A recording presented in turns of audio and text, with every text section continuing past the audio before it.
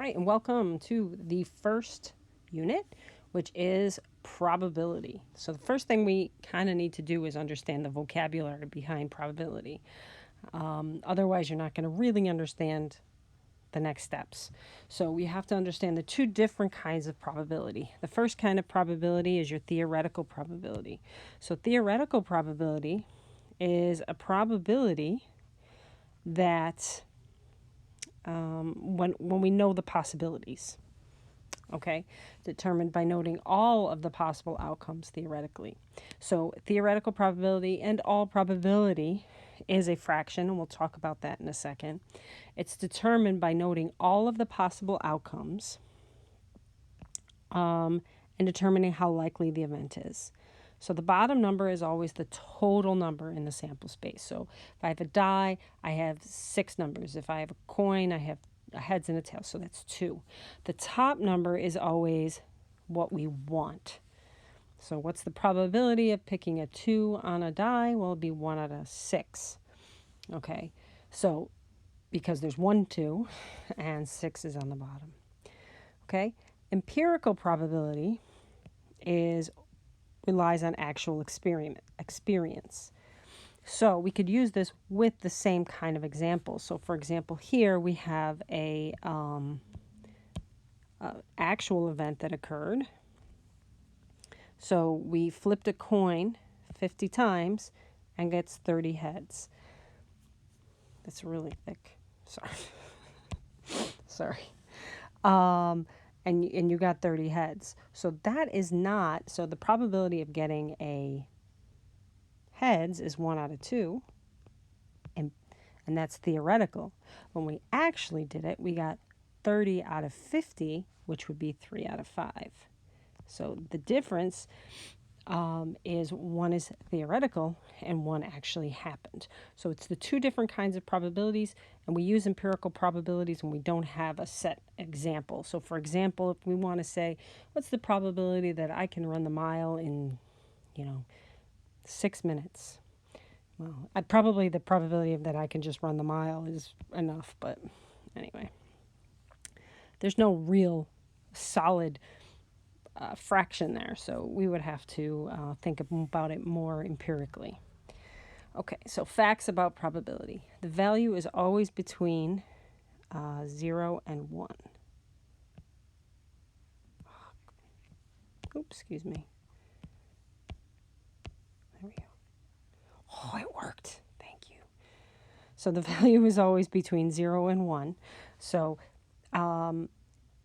and we can also talk about that between 0 and 100%. So we kind of use those interchangeably.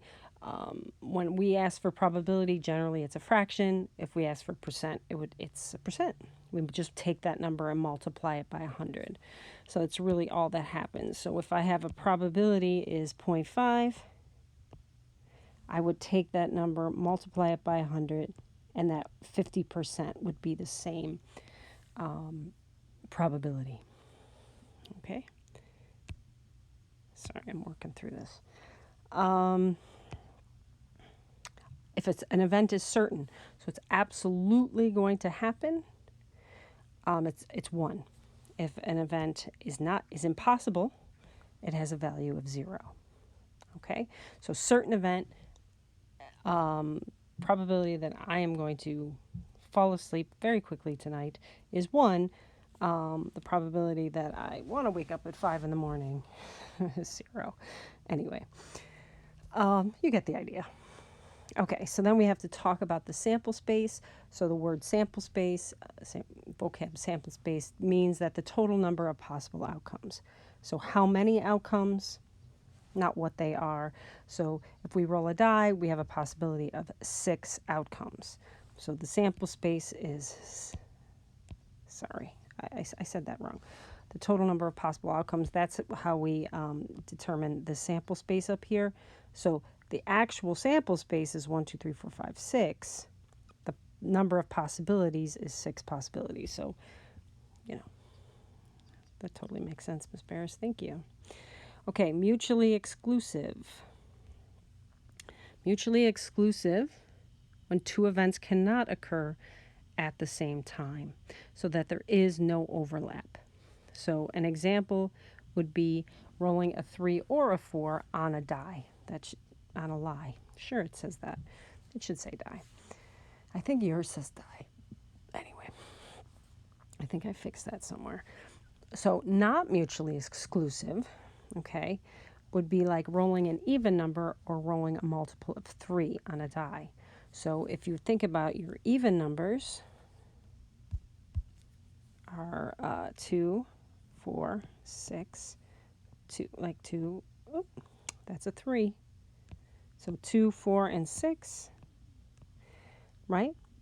And then multiples of 3 would be 3 and 6. Okay? There is an overlap of 6.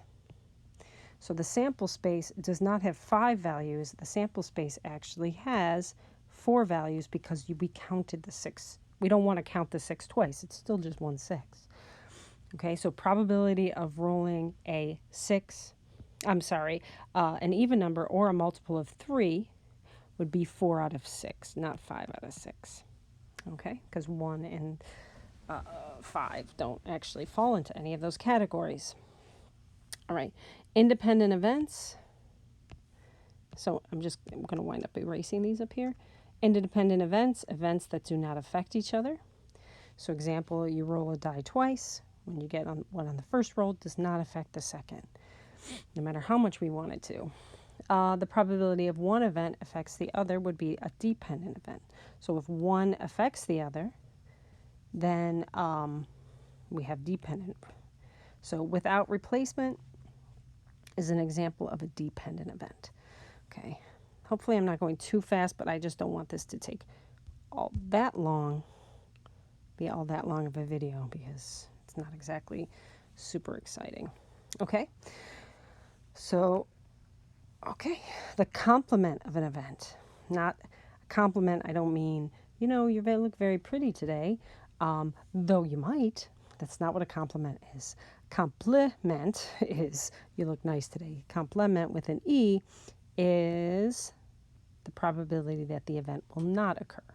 So if I say the probability that an event will occur is, let's say,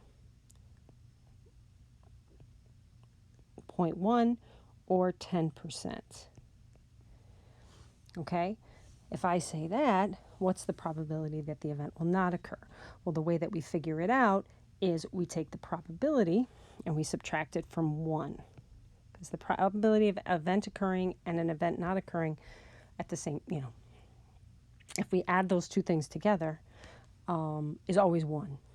Okay? So 1 minus 0.1 would be 0.9.